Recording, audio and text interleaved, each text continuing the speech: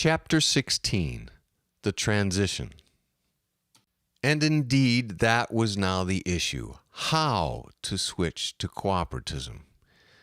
The new government had to establish a national workforce. People had to feel secure that their needs would be met. General panic had to be avoided.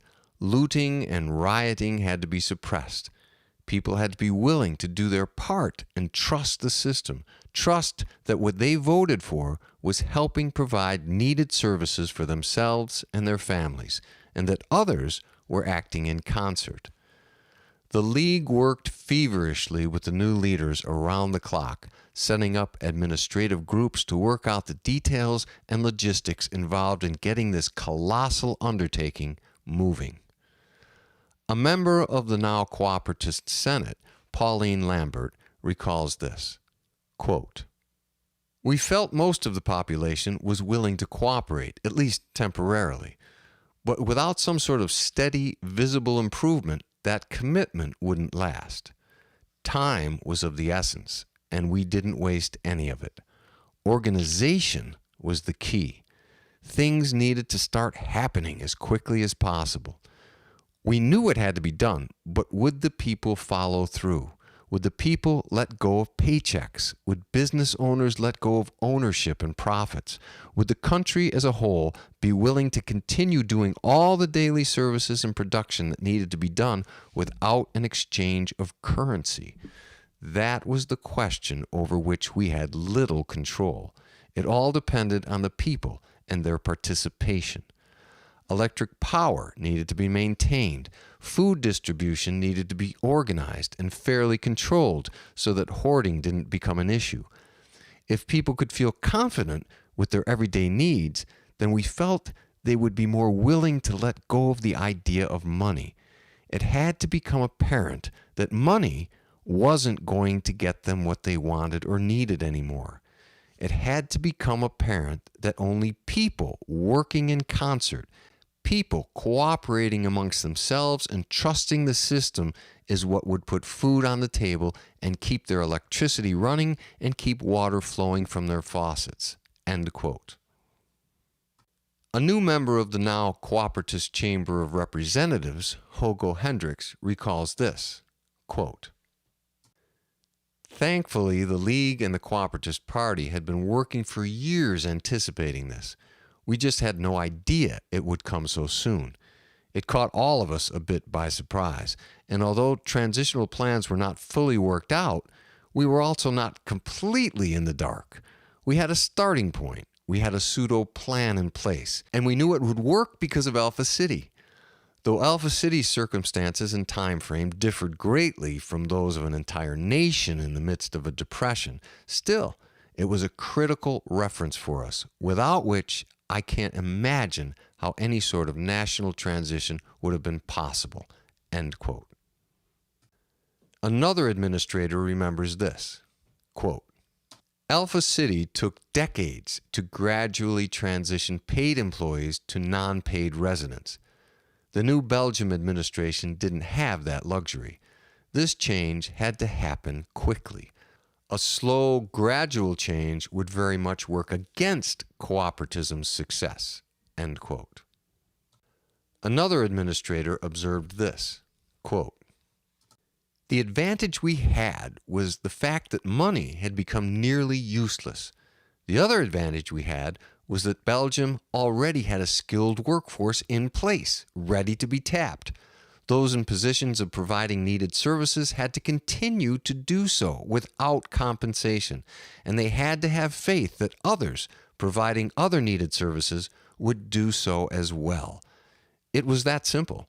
That in itself would stabilize life in Belgium. The administration would then have time to reinvent and restructure the workforce using the Alpha City model and incorporate those who were employed in now defunct professions such as the financial, investing, and banking sectors into new segments." End quote. Another senator describes the process in this way, quote, "It was not smoothly navigated at all.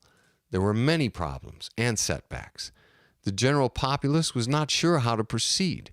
They were waiting and floundering, causing a lack of participation throughout the nation. This was partially due to the many dissenters who still adamantly spoke out against the change and who did nothing to further the cause. And although they were nowhere near a majority, they were sizable enough to be a factor. They organized into groups and were very active in doing whatever they could to disrupt and sabotage forward progress, at times even resorting to violent tactics.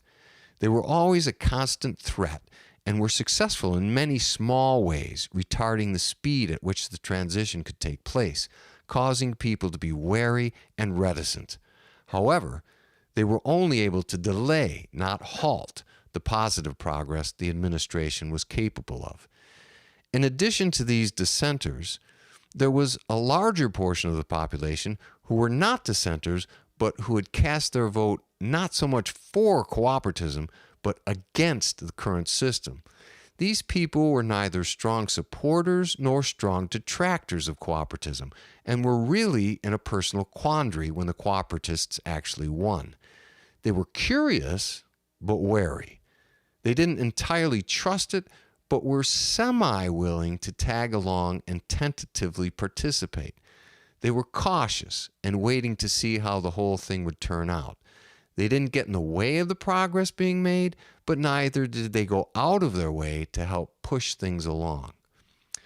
Then, of course, there were the enthusiasts, those doing most of the work and giving 110%. They weren't particularly a majority, but they were far more numerous than the dissenters. These were the ones who charged ahead, doing anything and everything to further the cause. They were an inspiring example to each other and to those who were tentative. Without this committed group early on, the entire venture would have dwindled and extinguished barely before it began." End quote. It was under this prevailing atmosphere that the new Prime Minister delivered these now famous words, quote, "For this to work, people have to change. People have to change their outlooks, their attitudes, and their motives. People have to begin to wean themselves off of the idea of doing what they do for compensation. We as a nation have to begin to realize that we no longer need this. We're building a new way of life for ourselves and our children. We no longer have to be in competition with one another. We're on the same side and need to all start working toward the same goals: freedom, contentment, and happiness for all of us as a nation. Whatever you're involved in producing, produce it freely. We are not selling our services and labor anymore, nor are we trading them for something in return. Be very clear, we are not instituting a barter system. It is more of an ecosystem, each individual doing their small part to keep the system producing abundantly for everyone equally. We have been given a new beginning. We have been put in a situation that gives us incentive to charter a new course. We can move in a direction filled with hope and promise for Belgium and mankind. I know many of you cast your vote out of frustration and are now wavering in terms of your commitment to what you voted for. You're not entirely sure of this journey. You are questioning it, and reasonably so. It seems so uncertain, so untried, so untested. But remember, we see it already working in Alpha City. It is tangible assurance of what can be achieved. And if you are still uncertain, think for a moment about the alternative. What are you going back to? The promise of cooperatism neutralizes the unpredictability, imbalances, and greed of the money system, which is what put us in this situation in the first place, and without a doubt will forever repeat its cycle. An idea stands in the way of our achieving the most astonishing transformation the world has ever seen: the idea of money. We have to stop believing that money is somehow necessary to our survival. We have to stop believing that money is somehow essential to our happiness. It's just an idea that can be eclipsed by another idea, one in which we form a cooperative ecosystem, sharing the necessary tasks and sharing the inevitable benefits. We don't need the intermediary of money. We need to trust in ourselves and each other. The money system has not given us hope that we will all live easier, safer, freer, more fulfilling lives. That is obvious. It isn't money that creates progress. People, individuals create progress, and they do it in spite of a money system. Take a scrutinizing look at what we're leaving behind and what we're heading toward. We are heading out of an era of restriction and overhead and heading into an era of liberty and abundance. In cooperatism, there are no financial roadblocks. We are poised to freely create our utopia. But for it to work, it must work for all of us, all the time. What each of us does, and more specifically, the quality of what each of us does, benefits all of us, collectively and individually. We must all rethink what we do and why we do it. Reevaluate your products and services in terms of their benefit to your local communities and/or the entire country.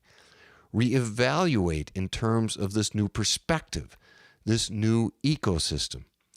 You are now working with each other instead of competing.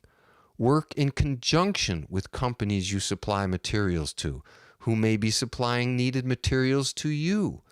Proceed as if you were all part of the same company, because now you are. And it is not just those who supply services domestically. We also need to continue our international industries. We are still dependent on foreign imports for many of our needs. It is essential, as the economies of the rest of the world slowly recover and return to their inevitable bureaucracies and corporate conglomerates, that we have a way to accrue international buying power. It is vital to our survival. We must continue to produce our exportable products to ensure a way of acquiring foreign imports. Do these things not as a function of profit, cost, pricing, and competition, but rather as a function of how to best satisfy the country's need for the product or service you provide. Do this knowing that other businesses will similarly be reevaluating in terms of this new paradigm, which will make their products and services available to you and your family. That is how this transition will happen. Work as partners. Each individual is now the greatest asset we have. I look forward to the day when those of us you have elected through these enlightening and changing times can simply take our place in the workforce as normal citizens and live out our lives confident in the integrity and the sustainability of the system we are building together. This is a work in progress. I do not have all the answers, but collectively, we do. I'm relying on you.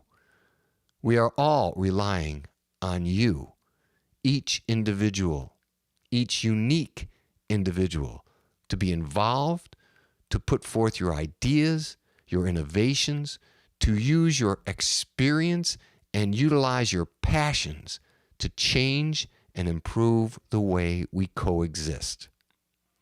Know that I and my staff have as much incentive and interest as each of you in stabilizing once again our day-to-day lives.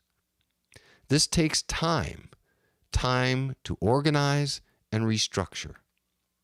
This is your country now, and I am proud to include myself as part of it, as one more unique individual doing her best in the position she finds herself in to help bring together ideas and work out logistics in the fairest ways for all of us.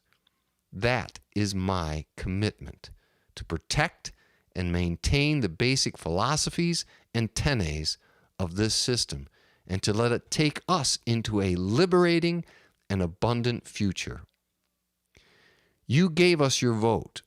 Now give us your trust and commitment, and we will together produce an alpha nation, a modern, progressive, sophisticated, intellectual, artistic, independent, strong, and free society, the likes of which the world has never seen. There are many who say it can't be done, but there are always those who say it can't be done. Don't be one of them. This can be done. This will be done. And now, more than ever, is the time it must be done. End quote. This address ignited the nation and was met with a surge of national cooperation that began to transform Belgium.